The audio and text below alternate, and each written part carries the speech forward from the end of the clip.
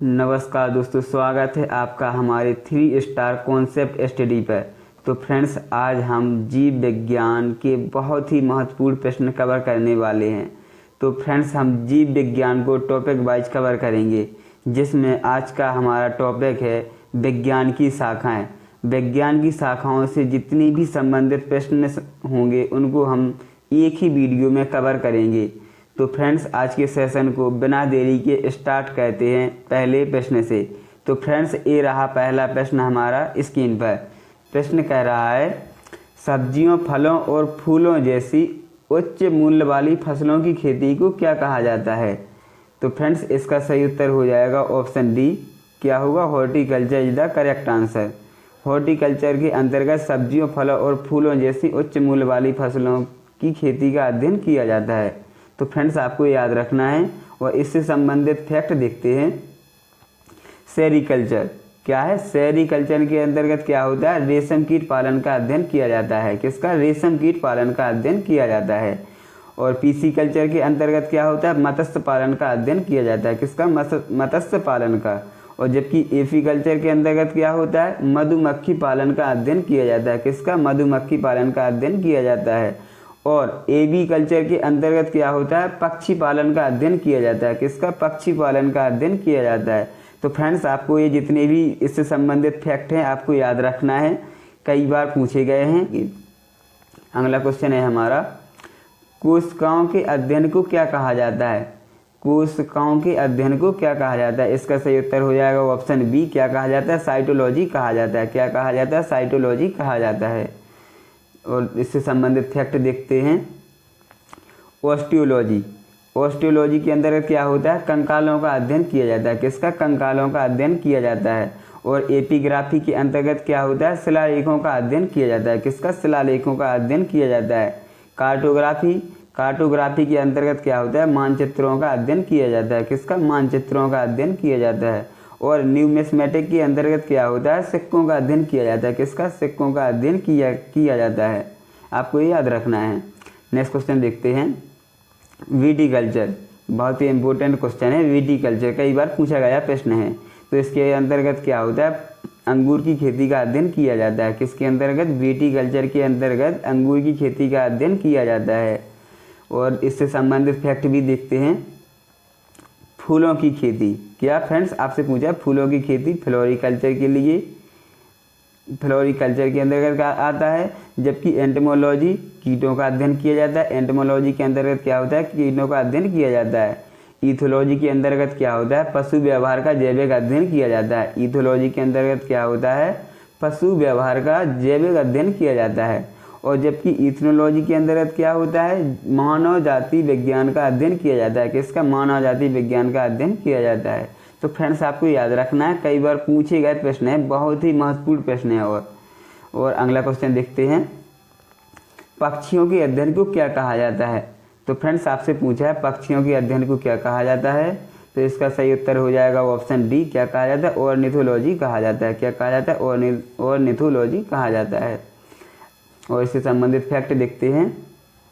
Ornithology, जैसा कि हमने पहले पढ़ा है, अभी पक्षियों का अध्ययन किया जाता है। और हर्पेटोलॉजी, क्या हर्पेटोलॉजी के अंतर्गत क्या होता है? उभयचरों एवं सरीसृपों का अध्ययन किया जाता है। किसका? उभयचरों एवं सरीसृपों का अध्ययन किया जाता है।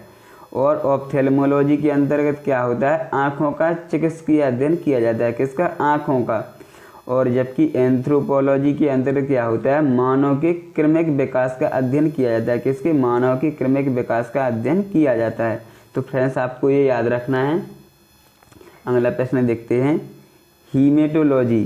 प्रश्न आपसे पूछा गया है, हीमेटोलॉजी के अंतर्गत क्या हो? हीमेटोलॉजी का अध्ययन निम्नलिखित में से किससे संबंधित है? तो फ्रेंड्स, इसका सही उत्तर हो जाएगा ऑप्शन बी। किससे संबंधित है? रक्त से संबंधित है। और इससे संबंधित जितने भी प्रश्न होंगे उनको कवर करते हैं। डेंडोलॉजी।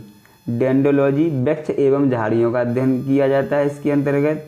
और जबकि टिश्यू कल्चर के अंतर्गत क्या होता है? कृत्रिम माध्यम से ऊतकों का अध्ययन किया जाता है। किसके अंतर्गत? टिश्यू कल्चर के अंतर्गत। और वायरोलॉजी, फ्रेंड्स आपसे पूछा है, वायरोलॉजी विषाणुओं का अध्ययन किया जाता है। मार्फोलॉजी किसी जीव की आकृति या फिर उसकी संरचना या फिर विशिष्ट संरचना के गुणों का अध्ययन किया जाता है। किसके अंतर्गत? मार्फोलॉजी के अंतर्गत। अगला प्रश्न देखते हैं, निम्नलिखित में से किसमें मनुष्य का अध्ययन होता है? तो फ्रेंड्स आपसे पूछा गया है किसमें मनुष्य का अध्ययन होता है, तो इसका सही उत्तर हो जाएगा ऑप्शन सी। किसके अंतर्गत होता है? एंथ्रोपोलॉजी के अंतर्गत मनुष्य का अध्ययन किया जाता है। और इससे संबंधित प्रश्न देखते हैं, एंड्रोलॉजी, पुरुषों में बांझपन व यौन रोगों का अध्ययन किया जाता है। किसका? बांझपन या यौन रोगों का अध्ययन किया जाता है एंड्रोलॉजी के अंतर्गत। और जबकि बायो इकोलॉजी के अंतर्गत क्या होता है? प्राकृतिक वातावरण में रहने वाले जीवों के बीच का संबंध का अध्ययन किया जाता है। और जबकि एस्ट्राकोलॉजी के अंतर्गत क्या होता है? क्रेफिस का अध्ययन किया जाता है, मतलब जैसे केकड़ा झींगा का अध्ययन किया जाता है। और भी जानवर हैं ऐसे। डेस्मोलॉजी, फ्रेंड्स डेस्मोलॉजी शरीर रचना के अंतर्गत स्नायु बंधन का अध्ययन किया जाता है। जैसा कि आप चित्र में देख पा रहे हैं, हड्डी को हड्डी से जोड़ा गया है।